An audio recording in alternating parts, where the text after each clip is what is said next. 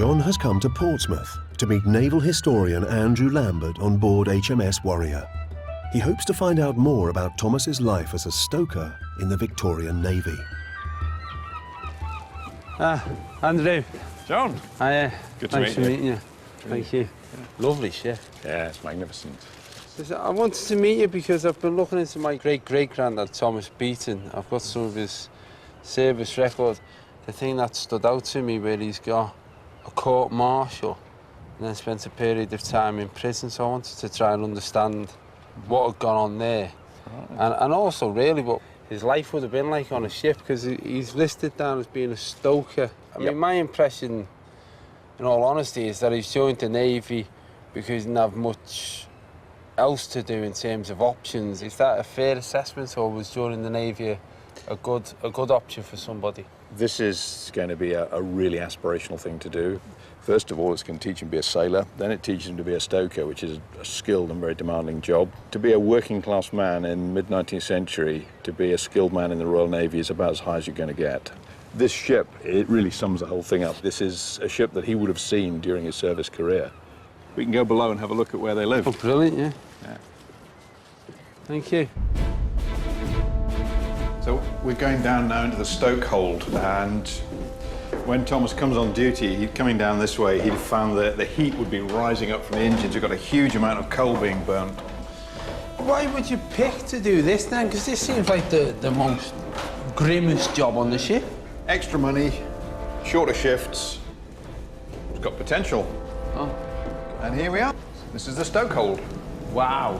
The sheer scale of it, we've got 10 boilers, 6 in this boiler room, 4 in the back boiler room, each of them with 2 fronts, and they're using so much coal they need these mechanical hoists to get the coal out of the bunkers fast enough for the stokers to ram it into the stoke hold.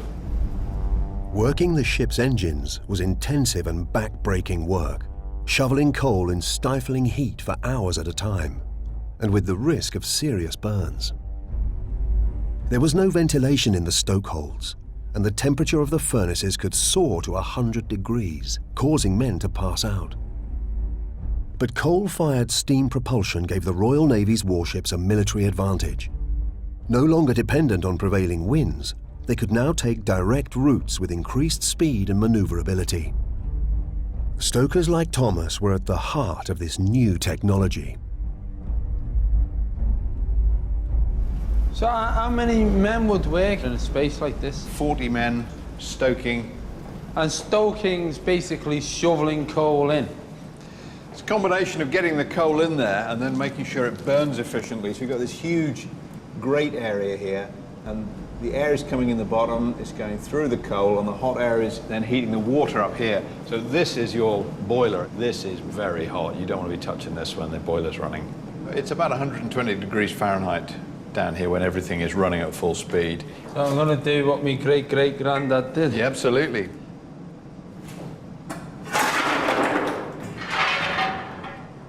I mean, just doing that? Yeah. How long have you been down here doing this? Shift 4 hours. It's a hell of a workhouse, isn't it?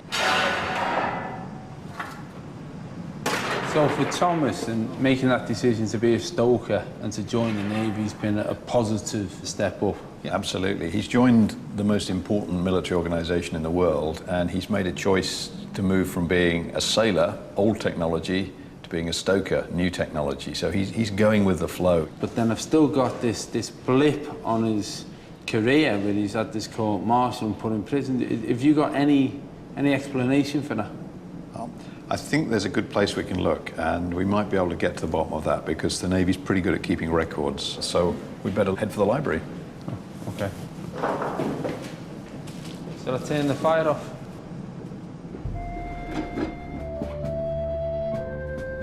So this is the Crimea at the time of the Crimean War. And while it's called the Crimean War, it only actually happened down here, this little bit around the naval base at Sevastopol. In 1854, the Crimean War began when Britain and France declared war on Russia in an attempt to hold back Russian expansion. Thomas Beaton was serving at the time on HMS Tiger, one of the ships sent as part of the mission to capture Russian ports in the Black Sea. But things did not go according to plan. The Tiger, with 2 other ships, have been sent from the fleet to put a blockade on Odessa. Now, I think things start to go badly wrong when they get here. And why? Why? The ship was lost. So our man is in a major naval disaster. He's in a shipwreck. They've run aground in a thick fog. They were under a high cliff, so they're in a very bad position. They could be fired down on, and they desperately needed to get off that beach as soon as possible. But the problem is the Russians are going to be along pretty soon, and critically, this is the account of Alfred Royer. He was the senior surviving officer of the ship, and you can see here. A small boat with 2 oars pulled across our bows, close alongshore towards the city, evidently intent upon giving notice of the catastrophe, while just above, on the cliff, through the slowly disappearing fog, we could discover the well-known figure of a Cossack on horseback. What an image! With long lance in hand, galloping off to announce the news to his superiors of the grounding of a steamer on the coast. To increase, if possible, the interest of the scene, we could discern 2 ladies with pink parasols promenading in their garden. Which reached the edge of the cliff. What an image! I mean, that just gives you such a sense of what was going on. This idea of a Cossack with a lance in hand who just happened to be riding around, and there's ladies with pink parasols. Whilst downstairs, Thomas would have been working his socks off along with everybody else under the constant threat that they'd have been targeted. Yep. And then we've got the contemporary Illustrated London News woodcut of the scene. Here's the Tiger, hard aground under the cliff. This is probably the house of the garden of the ladies with the famous pink parasols. The Russians brought up an artillery battery onto the cliffs. They opened fire, and before the sailors on the ship could get the ship off the ground and away, the ship was badly damaged. The captain was mortally wounded. Several other men were killed, and they had to lower their colours and surrender. Why would being in a shipwreck mean that you get a court-martial? Because in the Navy, if you lose your ship, you have to account for it. A court-martial is a standard procedure at which the survivors of any shipwreck have to account for the loss of their ship. So let's just have a look. So the rest of the crew, about 200 in number, were made prisoners and taken to Odessa, where they were treated with great respect. News accounts of the time tell a dramatic story. Captured and then released in exchange for Russian prisoners, Thomas was still facing court-martial when he was ordered into the Naval Brigade. These brigades were detachments of sailors who supported the army on land.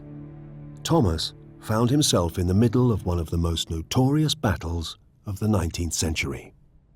So what we've got here is the French forces in blue, the British forces in red, and right in the middle of the British position is the sailors' camp.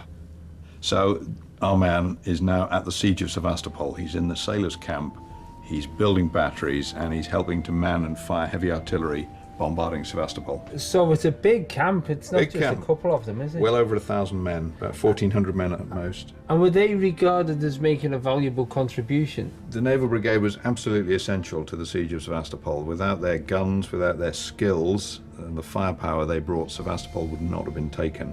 So he sees all this through from the autumn of 1854 to the late spring of 1855. This is the critical phase of the Crimean War. And it was for this period that he received his medal? Yeah. So you've been effectively a prisoner of war, Yeah. released. You come and then spend a year fighting the enemy, laying siege, winning, but then when you sail home, you face a court-martial for losing the ship. And the court-martial is held in Portsmouth. That's a nice return, isn't it? It seems a little bit harsh. It's quite interesting, really, because what today's taught me is that Thomas was serving on a ship, and through no fault of his own, it would appear, the ship ran aground. He ends up being a prisoner of war, and then ends up in the Naval Brigade fighting the war in the Crimea, which I didn't actually even know that the Navy did that. So, you know, he was amongst 1,000 men in a significant siege, and it just gives you the sense that that commitment that they made when they joined the forces was total.